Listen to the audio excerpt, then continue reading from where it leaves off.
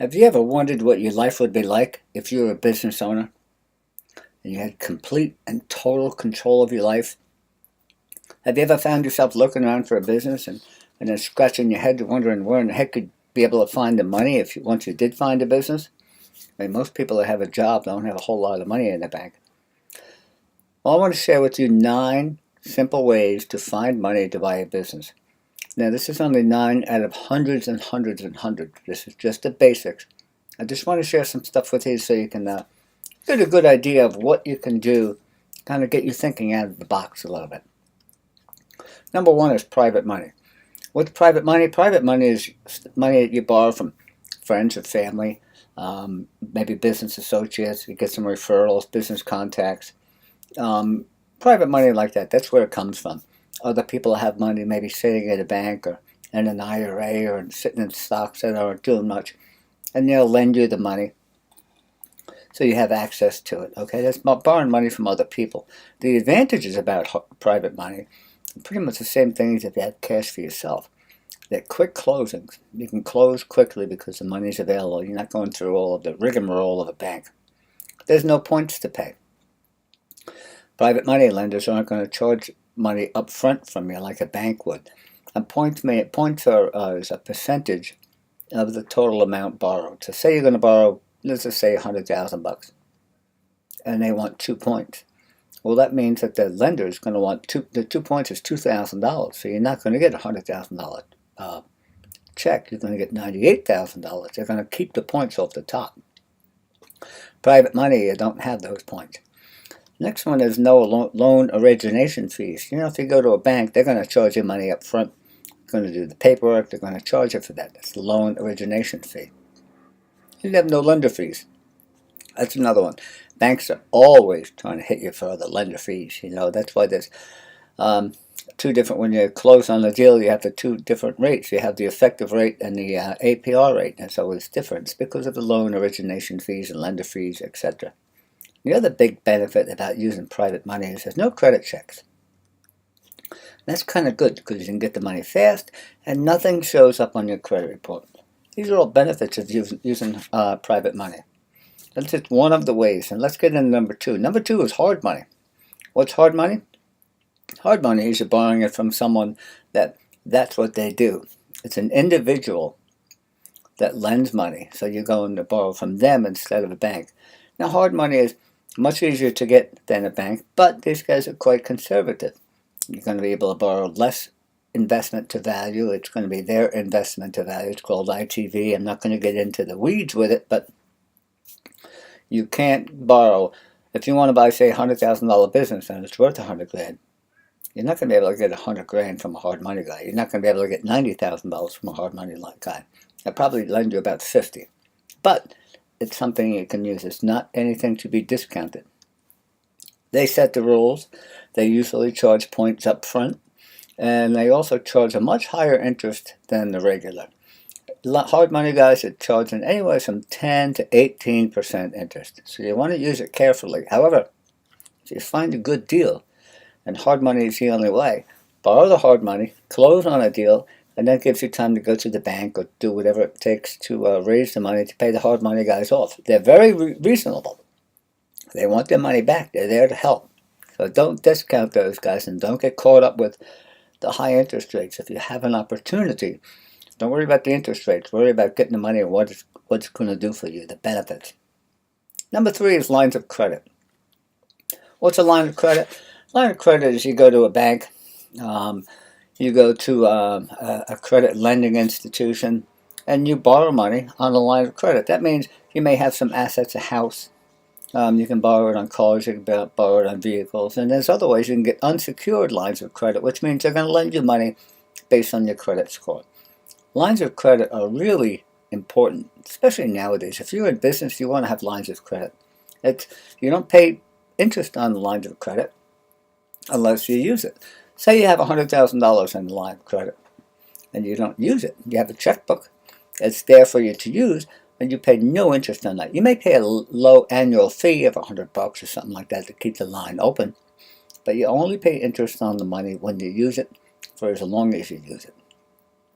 Say the line of credit is, let's just say, for instance, it's 6% interest. And you have a $100,000 line and you pull 50 out. Well, the $50,000 is payable at 6% interest, but if you only use that money for, say, 3 months, you're only paying back 1.5%, so it's cheap money. It's almost like a savings account that you have to pay back. Number 4 is banks and SBA. Now, we all know about going to banks. The banks are having a hard time lending money right now with the new Dodd-Frank lending regulations and all. Banks pretty much have their hands tied behind their back. Commercial banks will lend money, but they're very, very conservative unless they bring the SBA in. The SBA stands for Small Business Administration. It's a government-guaranteed program. What happens is the bank will lend you some money. The SBA will guarantee the bank exposure so the bank can lend you more money.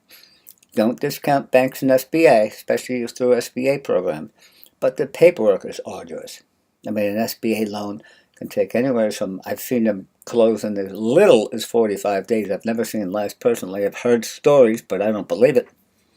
And it can take all the way up to 6 months. The paperwork is mind-numbing. But it is a way to go find money to buy a business. And of course, number 5 is partners. You can bring in a partner, someone who has the cash, and you're going to do the work. Just be a little cautious of partners. Because with a partner, they may want 35%, 50% of the business. It depends, and which is okay if you're okay with that, but put it in writing up front and make sure that whatever you're being paid to operate the business is not part of the profit. Okay, a partner takes a profit at the end, whatever's left over. Just be cautious and make sure you put a partnership in writing. This way no one forgets. Everything is good in partnership when everything is good. But if it gets a little bad, people tend to forget what they were talking about. Make sure it's in writing. Do it the adult way. Number 6 is credit cards. We all have credit cards, and credit card interest is kind of high at times. It can be based on how much you're borrowing. But credit cards are a good way to raise money if you have to, especially maybe a little cash advance in order to get enough money to close a deal or whatever. You can pull money out of credit cards. Just don't keep it for long. Pay it back as fast as you can. Number 7 is your own cash. How are you going to find your own cash? What do you have in maybe a stock portfolio? Can you borrow against it? A 401k, IRA, different things like that. You can put an equity line on your house and whatever money you have in the bank, of course. Your own cash is always a way. You're going to have to come to the table with some of it anyway, whether you use a bank financing or whether you use hard money financing, if you use a partner or anything else. You're going to have some skin in the game. So you want to have some cash available. A little word of warning here. These guys that say you can buy a business for no money down, it's hogwash. You can, sure. It's a problem with that. If you're buying a business with no money down, that means the seller has no money. That means the business is in trouble. You're going to have to come to the table with cash to keep it going, to float payables until the place is making money. So don't go down that rabbit hole and think you can buy a business for no money down and turn it into something. It's going to cost you some money somewhere, so you have to have it. Now, again, that could be with partners or any other lending where you can get it. But don't go down that rabbit hole. You need money to buy a business. Number 8 is assuming existing financing. Now we're getting a little creative. However, it's worth noting. Assuming existing financing means, let's just say you're buying a $500,000 business, and the business has a $300,000 loan against it. Well, that means the equity portion is only $200,000. So if you leave the existing financing in place, you only have to find $200,000. You following me here? Is this making sense? Another way with assuming existing financing would be assuming the payables. That's a form of financing. Deduct that from the purchase price. Real quick story, I have a friend of mine that I went to school with. He bought a home health care company. A home health care company had about $50,000 in payables. He had big numbers. Bought the company for pennies on the dollar because he assumed the payables. And what he did was, because the company was in trouble, he knew what he was doing. He deducted the $50,000 from what he was going to pay for the business, Then he called up those creditors and worked out a deal, and he actually settled for between 10 and 15 cents on the dollar. So he didn't have to pay $50,000. He ended up paying about $12,000 in payables. So he saved a bunch of money, and he negotiated the price. Everyone won. The payables, they got paid, they got something that's better than nothing, because like I said, the company was in trouble. The folks that sold him the company got a little bit of something. They got to walk out with their skin. And my buddy Dave made a really nice chunk of money in the end. He sold the business for an enormous profit in 10 years and never worked again a day in his life. Doesn't have to. 45 years old and he was rich. One deal. That's all you need. You're one business deal away from retirement. The ninth way is equity exchanging. This is, now we're getting really into the creative financing arena, but I want to bring it up to you because it's very, very important. Equity exchanging is, say you have, you want to buy something for a business for $500,000 and you have a couple of lots in Kentucky worth $50,000. Well, if the seller was willing to take those lots at $50,000, that's $50,000 you don't have to come up with. Now with land, you may have only paid $5,000 for those lots. It doesn't matter. It's whatever the seller is willing to accept for the price. I've done this numerous times myself with vacant land, exchanging artwork for land, land for houses, houses for cars, and back in the houses, back in the land. It's all done. It's called an equity exchange. There's actually groups that get together, and that's all they do is exchange. And I want to share with you, with number 9, there's a true story of this guy, Kyle McDonald. He was in Canada. He started with one paper clip back in July 12, 2005, and 14 trades later, he ended up trading for a house in Kipling, Saskatchewan. So it can be done. Can you imagine that? A paper clip to a house. Thinking like that, outside of the box, what can you do? What do you have that you can use for an equity exchange?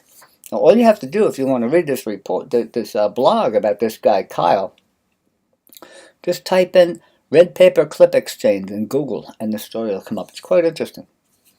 So there we go with the 9 basic ways to raise capital, to find money, say to buy a business. If you'd like to learn some more, please visit my website. If you'd like to learn how to buy, build, and sell businesses for monthly cash flow and big paydays, visit www.flipthebusiness.com. See you on the website. Thanks for attending. Have a good day.